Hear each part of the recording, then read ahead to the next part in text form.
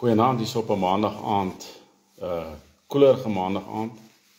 En ons doen ons geestelike gedeelte, ons Christelike gedeelte. En hierdie ene gaan tipe van oorvleuel met vanaand se geselsie oor die federale alliansie wat ek 'n bietjie later sal doen. En ek wil net graag met julle seker goed vanaand bespreek. En kom ons kyk wie kom eers op. En dan vat ons dit daarvan af. Goed, kom ek gee so 'n minuut of 2. Ek is 'n paar minute laat. Maar kom ons kyk wie kom op vanaand. Daar's een persoon wat nou vir ons kyk. En ek weet nie wie dit is nie. Maar ons praat hier so uit die bokamer uit. En ons gaan vanaand belangrike dinge gesels. Die vraag wat 'n ou moet vra is, kan 'n regering 'n Christelike regering wees? Kan ons op 'n Christelike manier regeer, beheer, toesig hou? Is daar 'n metode om dit te doen? En word dit Bybels geregverdig?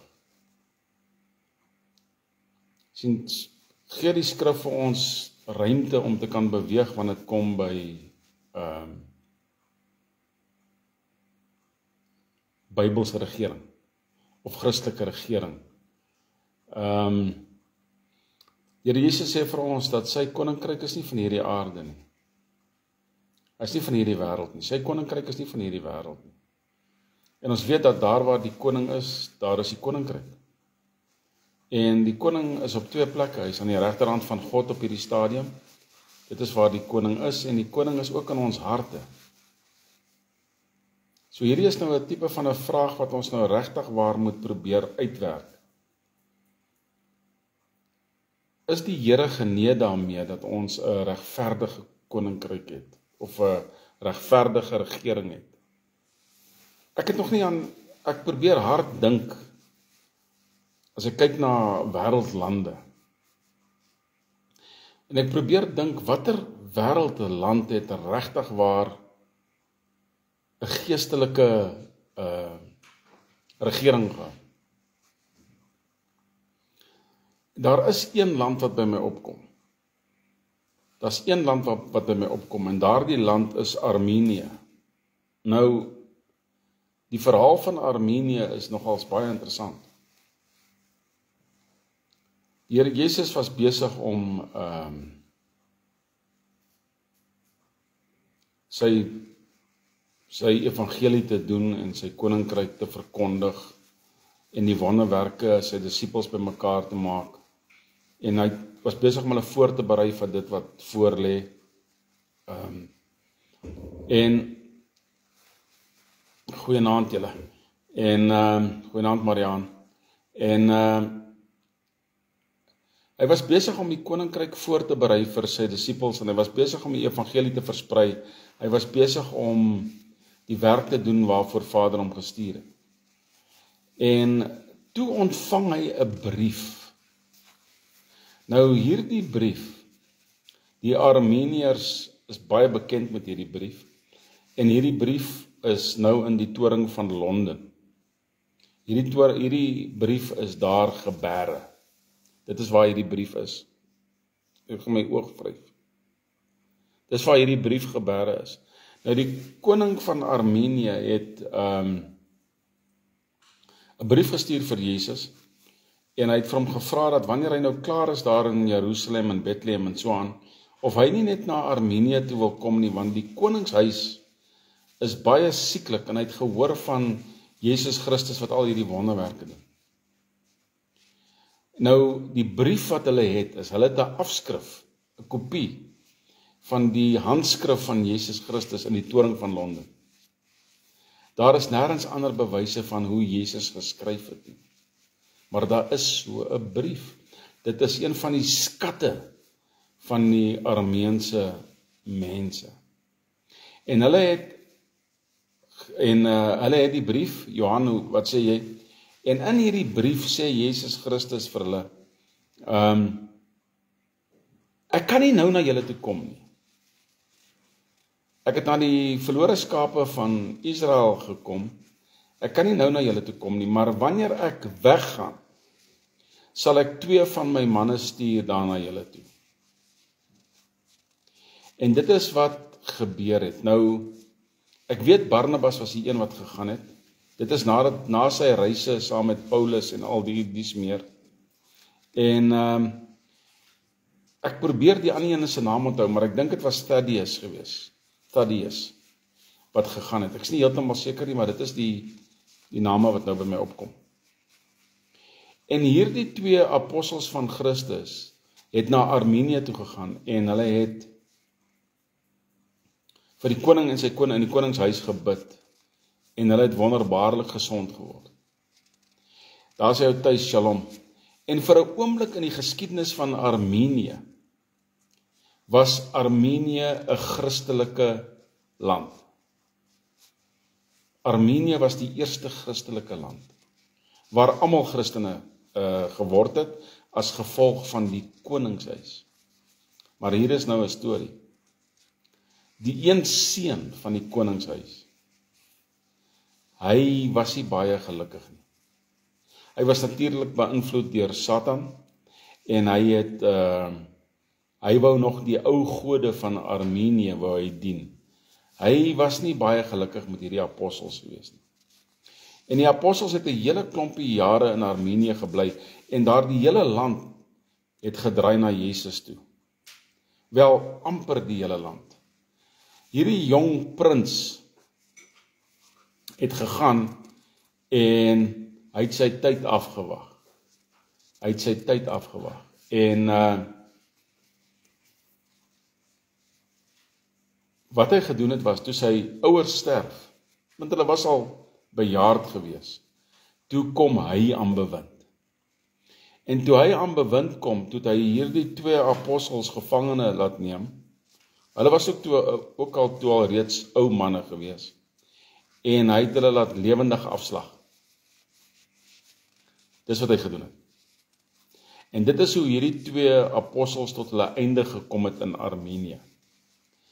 Nou, Armenië het gegaan van 'n Christelike land wat vir 'n klompie jare, 'n hele paar jaar, wat hulle Christelik was, het hulle gegaan en hulle toe weer hedonisties, paganisties, afgode dienaars geword, soos wat hulle was.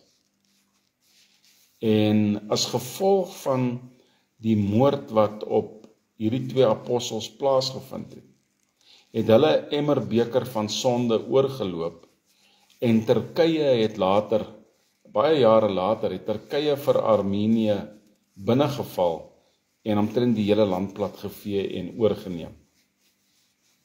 En dit is die geskiedenis van Armenië, wat in die begin 'n Christelike land was. So die vraag is nou, watter ander lande het 'n Christen inbors? Watter ander lande kan ons sê het 'n Christelike regering? Daar is nie regtig 'n land wat 'n Christelike regering het nie.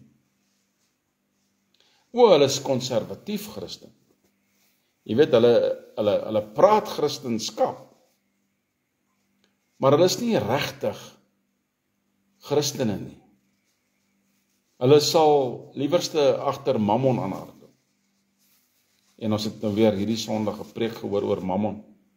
En hulle sal liewerste agter die geldgod aanhardloop en geld jaag en deel wees van die elite. En hulle sal nie eens 'n gedagte hê aan die Christus nie. Jy sien die ding van Vader, Seun en Heilige Gees. As God is wie hy is, né? As jy veronderstel om in jou broek te bewe, want hy is 'n groot almagtige God. En as jy net dink dat Christendom is net nog 'n godsdiens, dan maak jy 'n baie groot fout. Jy maak 'n baie groot fout. So die vraag is nou, kan ons hierdie land, Suid-Afrika, kan ons 'n Christelike land wees? Kan ons 'n Christelike regering hê? En ek wil net hê, ons gaan net gou vinnig na een skrifgetjie toe gou. Daar is baie ander skrifte, maar Ek sal seker goeders met julle nou deel, maar ek wil gou gaan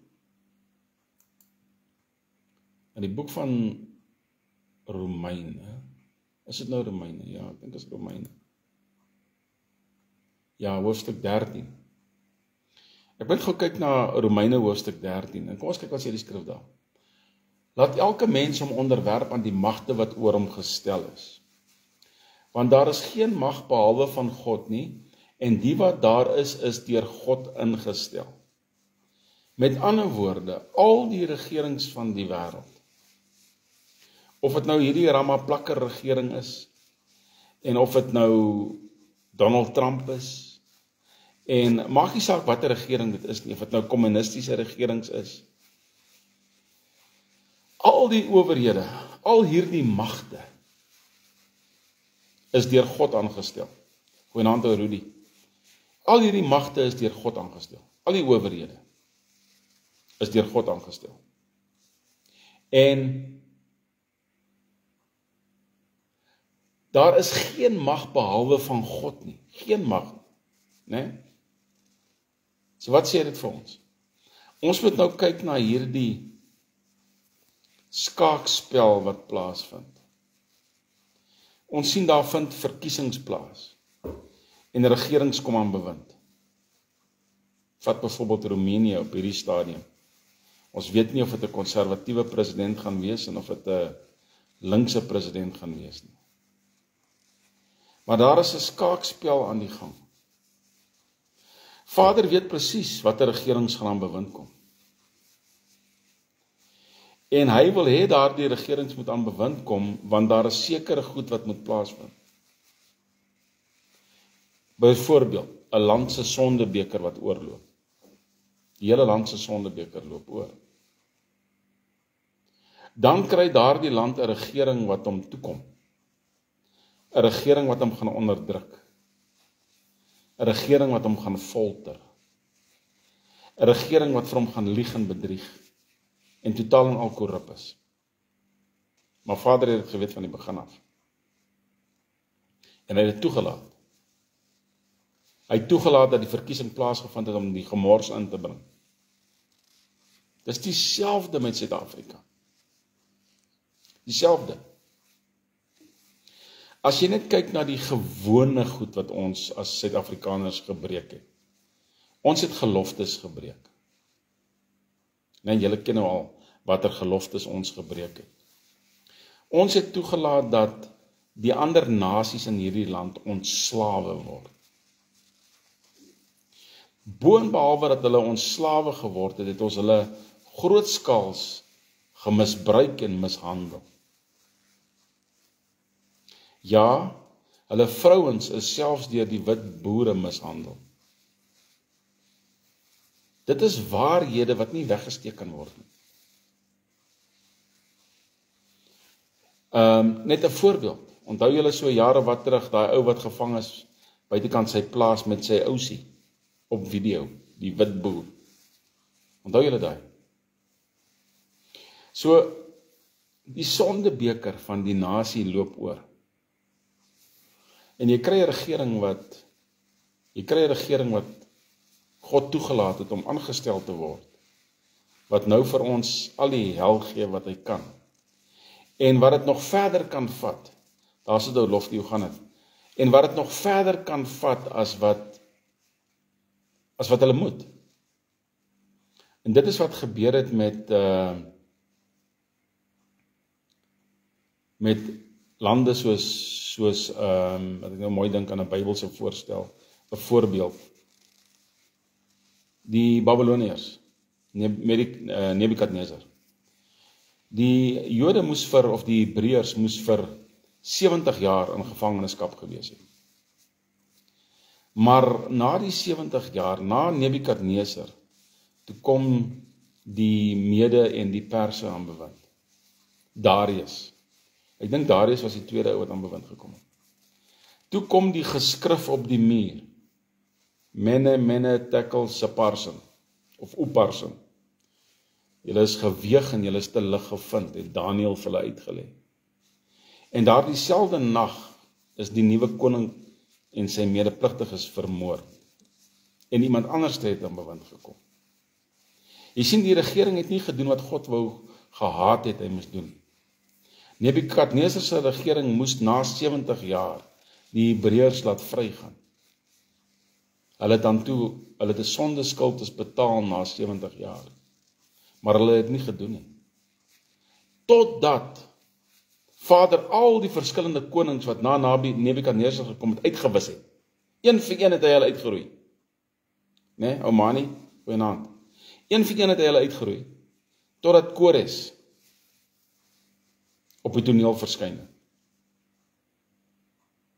En Kores was geprofeteer dat hy die Hebreërs sou laat vrylaat. Nou waar laat dit ons as Suid-Afrikaners?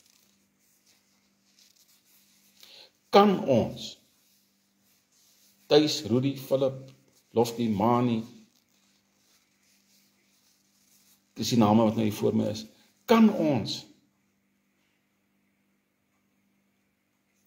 'n Christelike regerende situasie teweegbring? Kan ons dit nie?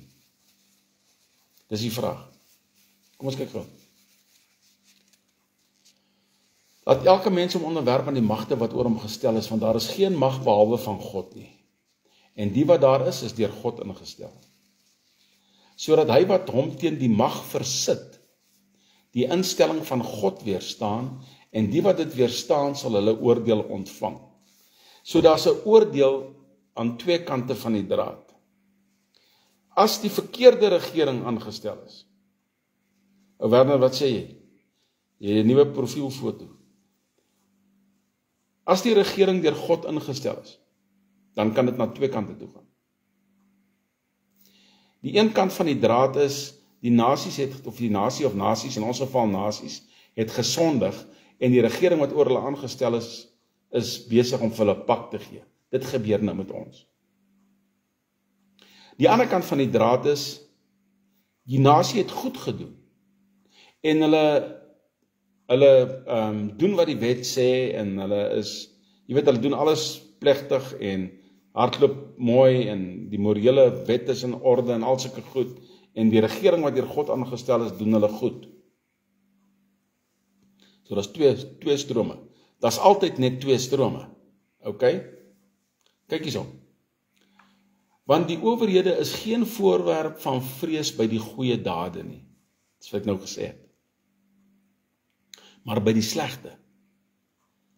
Maar wil jy die mag nie vrees nie, doen wat goed is, en jy sal lof van hom ontvang. Want hy is 'n dienaar van God, jou ten goede.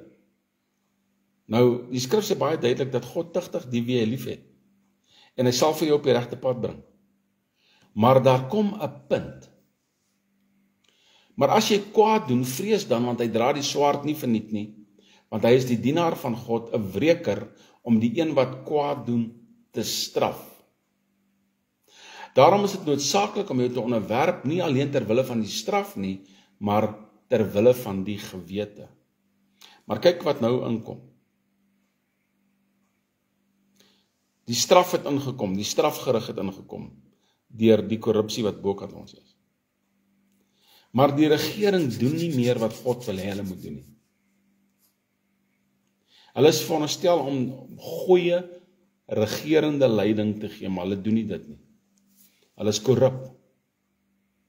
Hulle is moordenaars. Hulle het totaal en al afgedwaal van die mandaat wat deur 'n goddelike mandaat wat hulle gekry het. Hulle het totaal en al afgedwaal van daai mandaat af. Nou wanneer dit gebeur, dan sien ons die woorde van Sarel Selee weer in effek kom.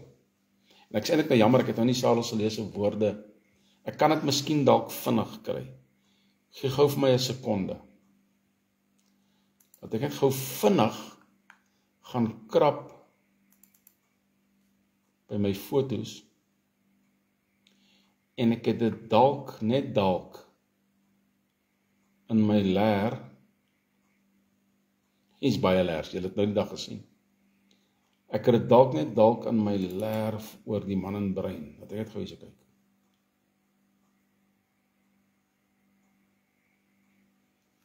Hier so klompie, hierso.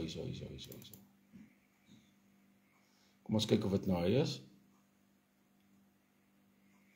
Kyk nou wat gebeur het. Dis Bloedrivier. Hulle het gebid. Nadat die gelofte deur Andries Pretorius voorgestel is, wou Karel Landman weet. Dis eintlik 'n interessante naam, daai Landman. Wat sal dan nou met ons nageslag gebeur as hulle nie die gelofte nakom soos beloof is nie? Pieter, wat sê jy? Kyk nou wat gebeur. Toe het Sarel Selee geantwoord. En Sarel Selee het hierdie antwoord gegee onder die inspirasie van die Heilige Gees. Kyk wat antwoord hy. Dan sal God hulle aan dieselfde vyand oorgee waarteen hy ons nou sal beskerm. En daardie woorde het 100% waar geword. Maar kom ons sit nou 'n bietjie ander woorde daarin. Woorde wat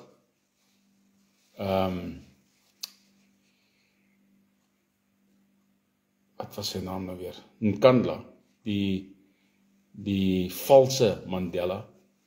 Wat het die valse Mandela gesê? Vir die ANC regering. Hy het vir hulle gesê, as julle nie reg regeer nie, gaan dieselfde met julle gebeur. En ek dink daai aartsbidskop, ek kan nie sy naam nie onthou nie. Hy is nou al so 'n hele klompie jare dood. Julle weet die een van die Kaap, wat was sy naam nou weer gewees? Tito, wat is sy naam? Ek kan nie sy onthou nie. Ek onthou hom, maar wragtig kan ek nie aan sy naam dink nie. Hy het ook gesê, dit wat julle nou doen is verkeerd, julle doen dieselfde wat die apartheidsregering gedoen het. So wat gebeur nou? Wat sal dan met ons nageslag gebeur as ons nie die regte ding doen nie? Wel, dieselfde sal met julle dan gebeur. En dit is waar ons nou is. Ons is nou daar. So kan 'n mens 'n Christelike regering hê. Dis een van die dinge wat absoluut gaan bepaal word deur hoe ons hierdie goed hanteer. As Vader ons toelaat om 'n regering in stand te bring, ons noem dit nou wat is die woorde, hoekom kan ek nie by die woorde kom vanaand nie? 'n toesighoudende regering. Toesighoudende, kom ons kyk 'n bietjie. En ek praat nou uit 'n geestelike oogpunt op die geestelike gedeelte van ons aand. Praat ek nou oor die federasie ook. Soos ek gesê het vroeër, toe ek die video begin het, die twee oorvleuel vanaand, hulle oorvleuel. Die federasie wil regeer word deur die openbaring van Jesus Christus. Dit wil sê die Nuwe Testament. Geïnterpreteer nou in die Ou Testament, in die lig van die Nuwe, en dan kom ons kyk hoe ons kan regeer. Om 'n Christelike federasie te regeer onder Nuwe Testament beginsels. Om 'n Bybelse gegronde regering te vestig gebaseer op die openbaring van Jesus Christus. Die Nuwe Testament, né? Terwyl die Ou Testament korrek geïnterpreteer word, moet ons sleutelteologiese en regsbeginsels aflei. Soos julle kan sien, dit is nie sommer net vir hier jy nie. Jy kan nie net sê, jy weet, ons gaan volgens die Bybelse manier dit doen nie. Jy moet weet hoe, die uitvoering daarvan. En het ons die mandaat van Jesus af om dit te kan doen. Dis baie belangrik. Kom ons kyk na 'n bietjie na 'n gestruktureerde, lyk my Afrikaans, gestruktureerde raamwerk. Bybelse hermeneutiek, Ou Testament in die lig van die Nuwe Testament. So ek gaan nou sekere goeders vir julle lees, en dan moet julle nou net 'n bietjie vasbyt, né? Eerstens die morele wet teenoor die seremoniele of die burgerlike of die siviele wet. Die Ou Testament bevat die morele wet, 10 gebooie. Hy het ook seremoniele offers en ander teokratiese wette, ons weet dit, né? Die Nuwe Wet sê vir ons die morele wet bly. Dit sien ons in Matteus 5 vers 17 tot 20 en Romeine 13 vers 8 tot 10. Nou ek was nou net in Romeine 13, so kom ons kan kyk gou-gou. Wat sê vers 8 tot 10 in Romeine 13? Hy sê die volgende: Wees aan niemand iets skuldig nie, behalwe om mekaar lief te hê, want hy wat 'n ander liefhet, het die wet vervul. Want dit, jy mag nie egbreek nie, jy mag nie doodslaan nie, jy mag nie steel nie, jy mag geen valse getuienis gee nie, jy mag nie begeer nie, en watter ander gebod ook al word in hierdie woord saamgevat. Jy moet jou naaste lief hê soos jouself. Daarom sê ons die morele wet is nou die goue wet, né? Jy moet die Vader, Seun en Heilige Gees lief hê met jou hele hart, siel en verstand, liggaam, en jou naaste soos jouself. Goed. Dis nou alles great en nice. Maar die siviele wette, die burgerlike wette, die seremoniele wette, is in Jesus vervul. Né? En ons sien dit in Hebreërs 10 vers 1 en in Kolossense 2 vers 16 tot 17. Die wette van Moses, die ou wette, die wette wat gegee is vir die Hebreëse volk. Daai wette is nie gegee vir die heidense volke nie, net vir die Hebreëse volk. Dit is nie gegee vir die Duitsers nie gegee vir die Franse nie, en nie gegee vir 10 verdwaalde stamme nie. Hierdie is gegee vir die Hebreëse volk. Daardie wette is vervul in Jesus Christus. En ons kan dit duidelik sien in 1 Korintiërs 9, waar Paulus praat van hierdie wette. Né? In 1 Korintiërs 19. En ek het al die nuwe wet gehanteer op een van my praatjies, en ek sal dit weer doen. Nou het ons die teokrasie versus die koninkryk van God. Die Ou Testament Israel was 'n fisiese teokrasie met goddelike burgerlike wette. Ons weet, hulle is geregeer deur konings, hulle is geregeer deur profete, hulle is gelei deur rigters. Die Nuwe Testamentiese kerk is 'n geestelike koninkryk. Johannes 18 vers 36. Met beginsels wat toegepas kan word op regering, soos in Romeine 13 vers 1 tot 7. Die regering wat aangestel word deur God moet die regte ding doen. Jy kan nie ham en ha met God se woord in hierdie goed nie. Geregtigheid en genade, hier kom die dinge nou uit. Kyk wat sê hy. Ou Testament sê, en ons ken dit, oog vir 'n oog, dit staan in Exodus 21:24. Dit is streng geregtigheid. Dit is soos moord vir moord, né? Die Nuwe Testament sê, jy draai die ander wang, Matteus 5 vers 38 tot 42. Wat beteken dit vir ons? Dit beteken vir ons dat ons prioritiseer verlossing bo vergelding. Julle het nou vir my gehoor praat al oor die goed. Ek gesê, pan as jy 'n moord pleeg, né, dan is jy bokveld toe, klaar. Maar dis Ou Testament. Nuwe Testament sê verlossing bo vergelding. Nou hoe gaan ons uit daai tamaletjie uitkom? Werner, hoe gaan ons uit daai tamaletjie uitkom? Gaan ons nou sê, jy weet, ons gaan hom kans gee om te bekeer, en as hy bekeer het, dan stuur ons hom bokveld toe. Gaan ons dit so sê, of hoe gaan ons maak, om van hierdie geweldenaars ontslae te raak? Kyk, om diewe uit te sorteer, is nie 'n probleem nie. Jy weet, maar hoe sorteer jy pedofiele uit? Dwelmsmokkelaars. Hoe doen jy dit? Sluit jy hulle net toe? En dan het hulle nou 'n lekker lewe daar agter die tralies. Want daai tipe mense wil nie verander nie. So ons sit met hierdie tamaletjie. Dis iets waarin ons sal moet kou en kou en kou totdat ons 'n antwoord het. Regerende beginsels vir die federasie. Die grondslag is die 2 grootste gebooie, né? Dis Matteus 22 vers 37 tot 40. As julle weer na die video luister, dan kan julle die skriffies deurwerk. Moet lief wees vir God, Die regering moet Christelike aanbidding en morele wet handhaaf. Christelike aanbidding en morele wet. Nou, hoe maak ons nou met al die moskees en die goed wat nou die vlak vol staan? Lief vir jou naaste. Die wette moet lewe, waardigheid, geregtigheid, wat almal beskerm. Dis wat dit is. Waardigheid en geregtigheid, wat almal beskerm. Ons het al hoeveel keer gepraat van wat dit beteken om naaste lief te hê. En die bottom line van naaste liefde is net een ding. Die een wie jou hulp nou nodig het, is jou naaste. Dit het niks te doen met ras, etnisiteit, niks te doen daarmee.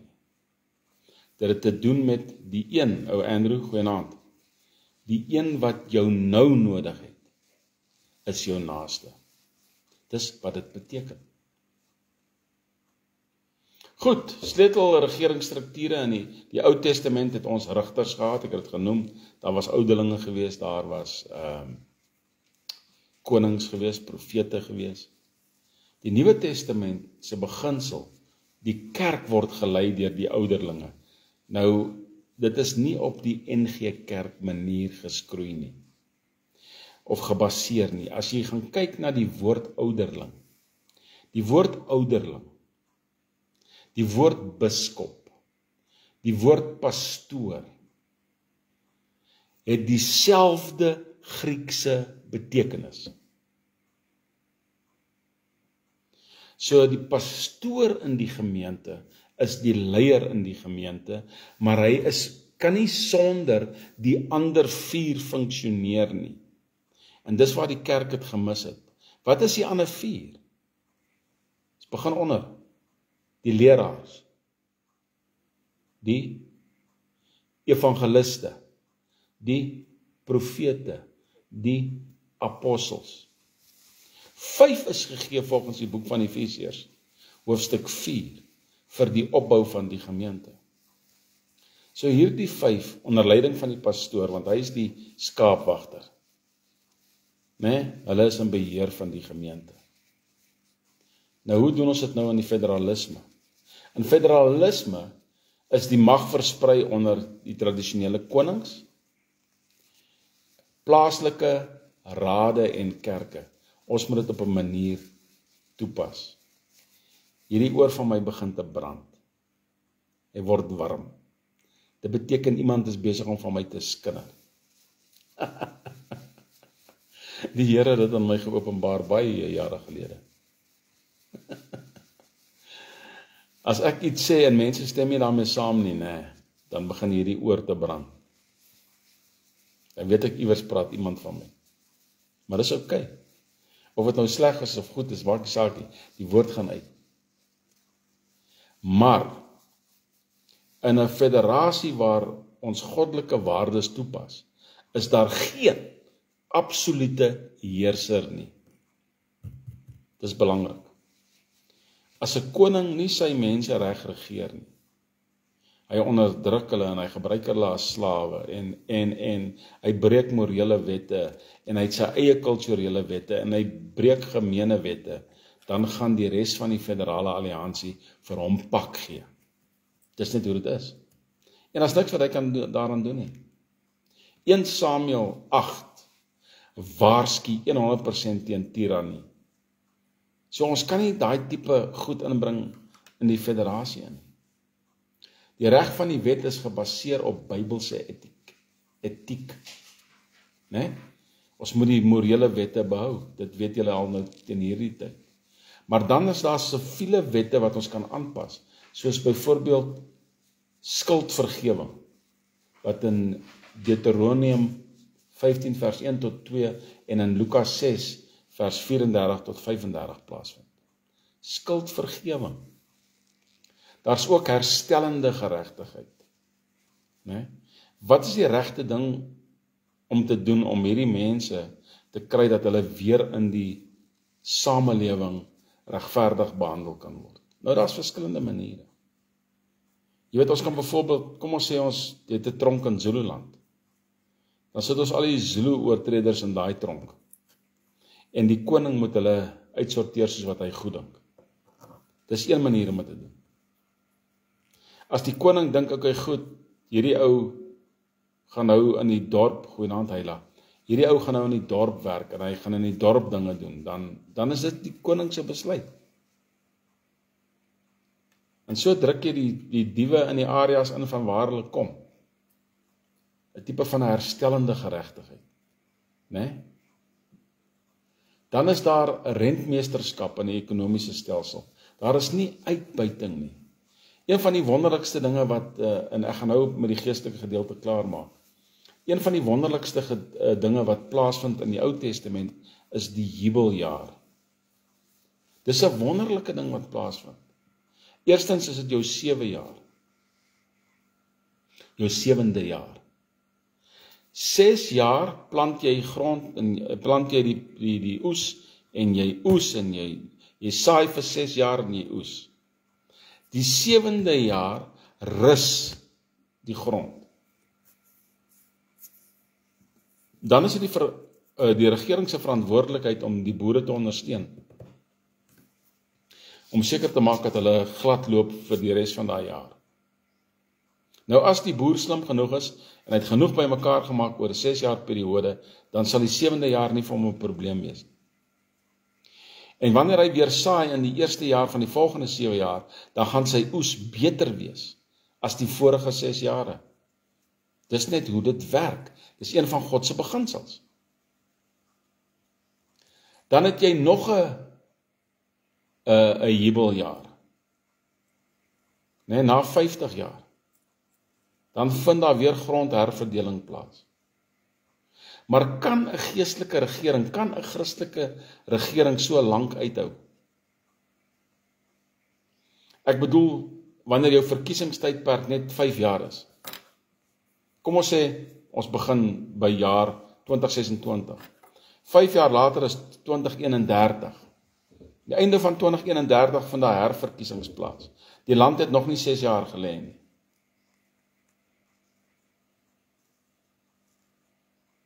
Die land het nog nie 6 jaar gelê nie.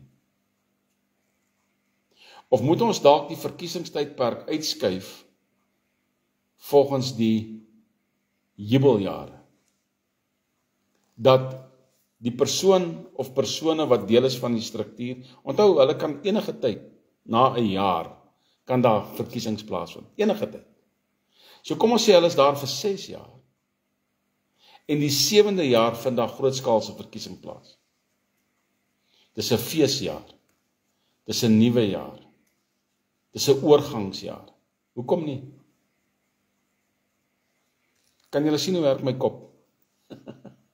My kop bedink al hierdie dinge. Dit bedink al hierdie dinge. Mag Vader vir ons die vermoë gee om 'n Christelike regering te skep. 'n Christelike federale alliansie. Nee? En hier is punt nommer 5 wat ek dan nou gaan aanraak. As julle weer wil opkom, die wat wil opkom. Punt nommer 5 wat ek gaan hanteer is die regverdige oorlog in die lig van die Nuwe Testament en van ander geestelikes. Ek wil daai punt spesifiek aanraak, want dit is 'n baie diep ding. En volgens Sine van Rensburg se profetiese woorde is ons besig om daarop af te stuur. Maar selfs dit moet reg gedoen word. Kom ons bid gou saam. Vader, ons vra asseblief vir U. Ons kom na U toe in alle nederigheid. U is ons God, U is ons Here. U is die een wie vir ons lei deur die wonderlike Heilige Gees. Help ons om die regte ding te doen. Help ons om die goed te verstaan wat U in plek wil hê.